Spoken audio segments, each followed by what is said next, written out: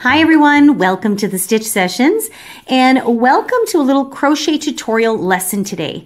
This actually is a follow-up to one of my crochet quick chats where I answered the question, what is a raglan garment? And this tutorial is going to teach you how to create the yoke of a raglan garment. Not only that, it's going to teach you how to figure out how many stitches you're going to need to begin your yoke. Now in today's lesson, I'm going to talk about a round yoke. So the yoke is the opening we create at the top for the neck, okay? So you can have a round yoke, you can have a square yoke or a rectangular yoke, and I've already done a lesson on how to figure out how to create a square yoke. So in today's lesson, we're talking about the round yoke. So here's a couple of things you want to have on hand to start off with, okay? So you need to have a trusty measuring tape. Now, if you don't have the person close by on hand that you're making the garment for, like if it's not for yourself, then you'll want to look up the general measurement sizes for adults. And I have a measurement chart on my website. I'll actually put a screenshot of it up on the screen right now, and I'll leave a link for it in the description box down below where you can just easily reference for it. We have it on the website at crochetcrafty.com. Okay, so first and foremost, let's talk about the shaping of our yoke. So we'll start off with my beautiful artistry skills. So really a round yoke, that's it. That's where your head's going to fit through. And then you just keep building your project around, okay, until eventually you're going to fold this in half and you're going to get something that looks like this. Okay, so this is a typical, again, drawing is not my strong suit, but so that's typically what it's going to look like. So on the body, once you've cut it in half, so your yoke will do, whoops, something like this. Okay. Yeah, I'm not the greatest of, as you can see, to draw. So that's what would happen, and actually it should kind of fall over the shoulders. Wow, I am much worse at drawing than I ever thought possible. So anyway, that's what we're creating. Then once we create this, then we can figure out where the armholes are, and then you would continue on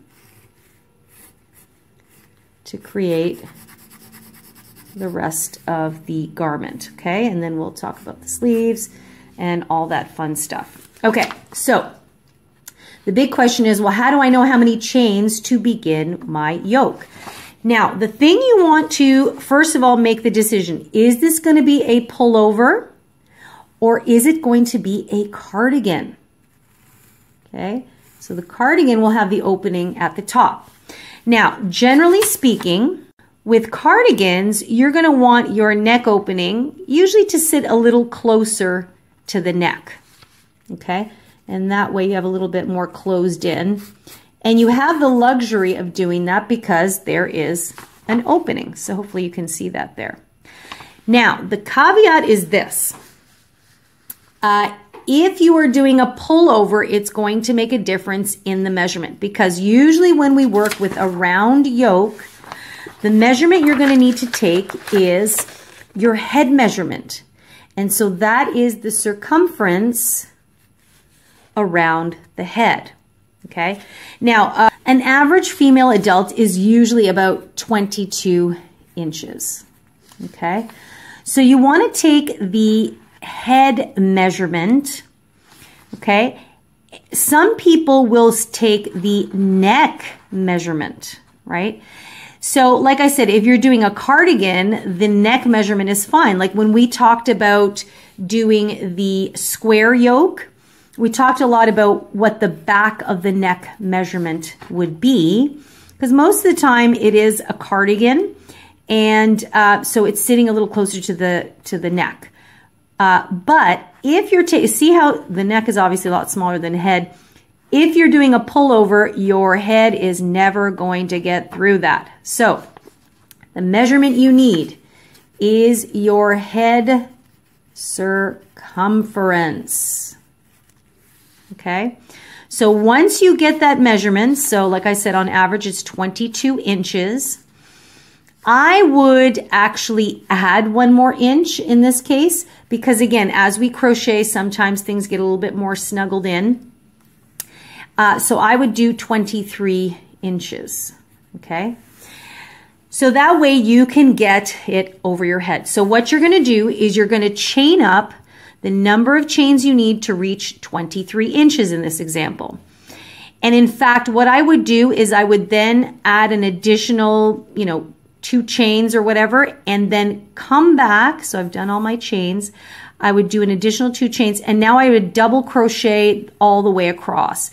This will give me a better gauge as to, first of all, my gauge and how I'm stitching. So with double crochets on average, then you can see, did it stay at 23 inches or did it shrink down?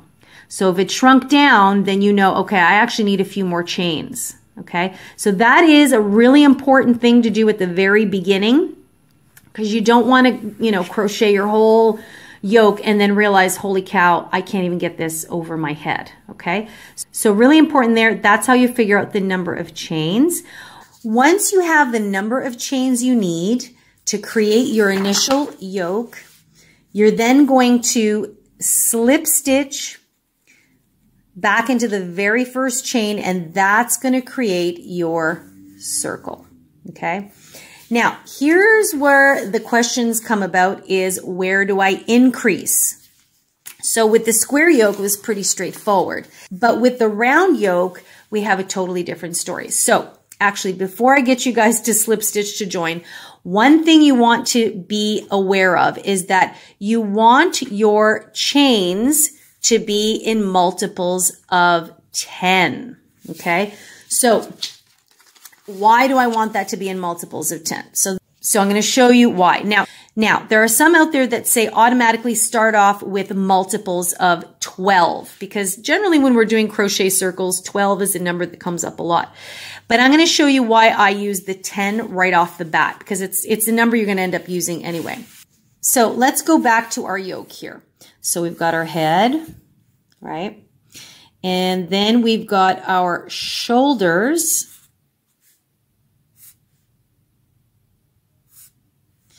Okay. And we divide that in half. And then, whoops, so let me make this whole circle here.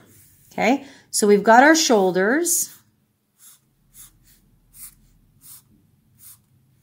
Okay. And so this line here, boop, boop, boop, boop, boop, boop, boop, boop. This is where we're going to fold our yoke in half. So that's why you've got these little markings here. Then we've got the back and we've got the front here. Our back, we always split into 3 sections. Okay, so 1, 2, 3. And we do the same thing along the front. Okay, so let's just delineate that. So these are our shoulders. We've got the back and we've got the front. Now, of course, if you were making a cardigan, you'd have an opening there. Okay, so we have 1, 2, 3, 4, 5, 6 sections. And now each shoulder gets 2 sections. So we have 7, 8, 9, and 10. Again, I know my artwork is just so beautiful. But that is why you want it done in multiples of 10, because the 10s are where we're going to do our increases in the round. So we would have 1, 2, 3, 4, 5, 6, 7, 8, 9, and 10. So that's where our increases are going to go. And the increases with every round, and again, I'm going to make this even more beautiful, this artwork, that's what helps in the beginning to increase the circular shape, okay? Once you get the width of your circle that you want, or the arm depth, which I'm going to talk about in a second, then you would fold this in half, right? And it would look like this. Now, you're going to say to me, well, how many times do I increase? So there's two trains of thought on the increase. Some people will say to increase every round. Okay, so let's say, for example, you started off with, I'm just going to use a nice even number here of 50 stitches. Okay, so if you're increasing into every 10 stitches, that means every 5 stitches, you're going to place 2. So then in round 2, you are going to add an additional 10. So you're going to have 60. Okay. Then in round 3, you're going to add an additional 10 to that. So you'll have 70 stitches. In round 4, you will add an additional 10. So you'll have 80 stitches. Okay. Now, so you keep doing that until you create the depth here where you're going to be ready to do your armhole. And I will talk about that in a second.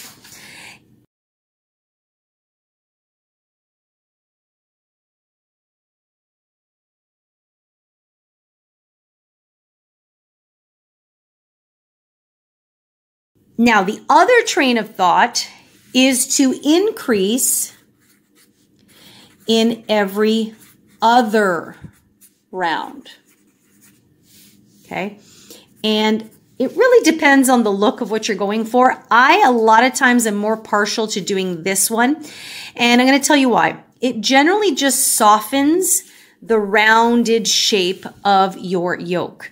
So a lot of times what happens is when you're increasing, and generally if your increases always fall in the exact same spot, I'm just going to extend this here to show you something. Your circle starts to do this. See how it's losing its rounded softness?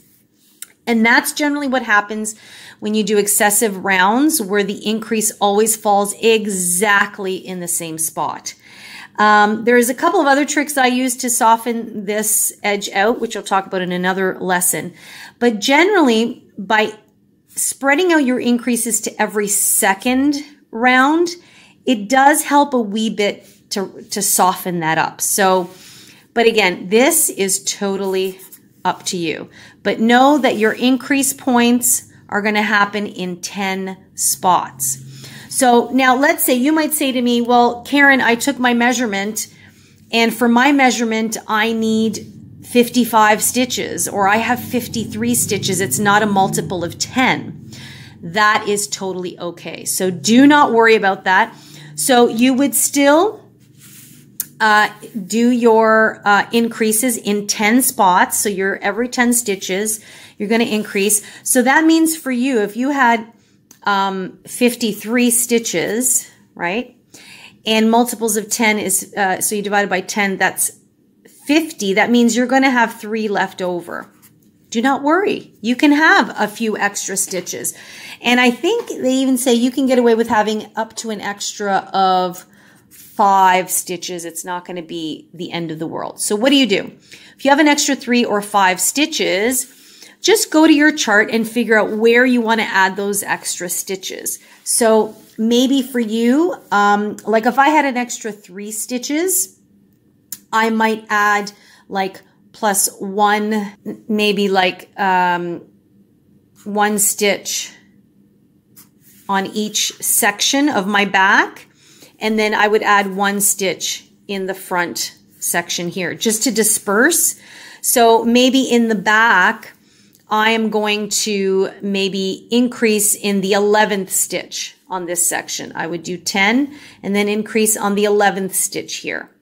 This, by the way, is where stitch markers come in handy. So it reminds you as to where you are. If you had like an extra 4 stitches, then maybe you're going to disperse it a little bit more evenly. Like maybe you're going to add an extra stitch at the tip of each shoulder and then maybe 1 extra stitch in the back section, perfectly in the back, and then 1 in the front. In any case, that's how you would work out how to create the depth and where and how to increase. So you can increase in every round or in every other round. Okay, so if I did every other round, like let's say I had 80, in the next round it would still be 80 stitches. The round after that would be 90. And then the non-increase would remain at 90 stitches, etc., etc. Okay? So again, if I'm glazing over something too quickly, make sure to leave me a comment in the comment box down below and I will make sure to address that. So the next question is, well, how do I know how many rounds to do before it's time to create my sleeve opening, right? Now, this is where you're going to want the measurement of your arm depth, armhole depth. And a lot of times people think it's this, but for me, it's really this. So it's from the collar to where your underarm begins, right? So here you're going to have to figure out where your underarm starts, and this would be your sleeve opening. So at this point in time, it's really important to try the garment on. Now, if you don't have the person with you, or you don't have a measuring tape, or you don't have them with you to measure, you can ask them to measure themselves from their collarbone basically to where their underarm starts. Or you can refer to my handy dandy chart, measurement chart that actually has the armhole depth there. Like mine is about 6.5 inches, okay? Or 16.5 centimeters, okay? So what I'm gonna do is I'm gonna take my yoke when I feel like I've done enough rounds. I'm gonna fold it in half, which is gonna give me this. And then I'm going to take a measurement to see if I have my 6.5 inches or 16.5 centimeters, okay? And if I'm making it for me, I also will try it on. So this, if I pinch these two sides together, this should fall right under my underarms. Now, the other thing I like to do is I actually like to take safety pins, pin it, and then try it on. If I can put it on comfortably, I'm happy with it. If it's a little bit snug, I may decide to do another few more rounds just to give me a little bit more ease of movement through the armhole opening. Very important. You want to figure that out now before you finish the garment. You've gone on to the body and then you realize, oh, I made the sleeve opening too tight. Okay. So that is the other measurement that you need. Once you've figured out you've got the right spot, then you will continue to crochet and you're just going to meet it around the other side, and then you're going to continue to crochet in the round continuously. So this has been folded over and that inadvertently creates the arm openings. And by the way, there will be a raglan top project coming up using the round yoke. So stay tuned for that, where I'll actually take you physically through it. But this concept should help you create your own, okay? Then the next thing you're going to do is you want to create your body. And this will be easy peasy once you've closed off your sleeve. Then you just work continuously in the round until you get your desired length, okay? Now, again, if you're making this for someone else, and you want to figure out, well, what is the length here?